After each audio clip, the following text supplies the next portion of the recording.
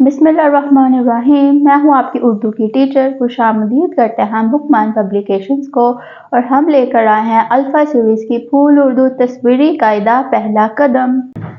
अस्सलामुअलैकुम, कैसे हैं आप सब? उम्मीद करती हूँ कि मेरे प्यारे से और नन्हे मुन्ने से बच्चे अच्छे और मज़े में होंगे। तो चलिए आज के दिन का आगाज़ करते हैं हरूफ़े तहज्जी के जोड़ीदार हर्फ ज़्वाद के साथ।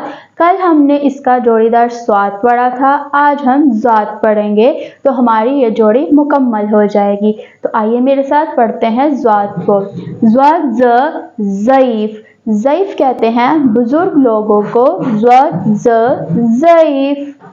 तो आइए इस तस्वीर को अब देखते हैं कि ज़्वाद ज़ईफ़ की तस्वीर में क्या हो रहा है और हमें क्या सिखाया जा रहा है। तो बनाते हैं नज़म।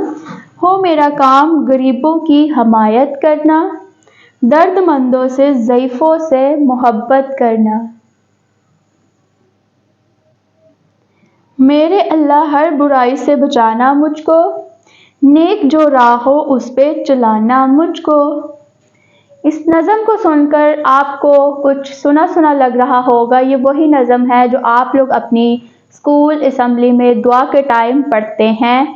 ये वो ही नज़म है, लेकिन उसकी चंद लाइनें यहाँ पे नज़म के तौर पर दी गई हैं। तो चलिए अब बारी आती है इस तस्वीर में छुपे लफ्ज़ को तलाश करने की। तो चलिए शुरू करते हैं खेल खेल का हिस्सा। तो बताइए इस तस्वीर में ऐसा क्या है जो कि ज़्वाद से बनने वाला है। तो जी बच्चों, क्या आपको कुछ समझ आया? ये एक पहेली है जिसको आपने सुलझाना है। तो ये जिम्मेदारी आपकी है कि आप इस तस्वीर में छुपी पहेली को सुलझाएं और बताएं कि वो लफ्ज़ कौन सा था।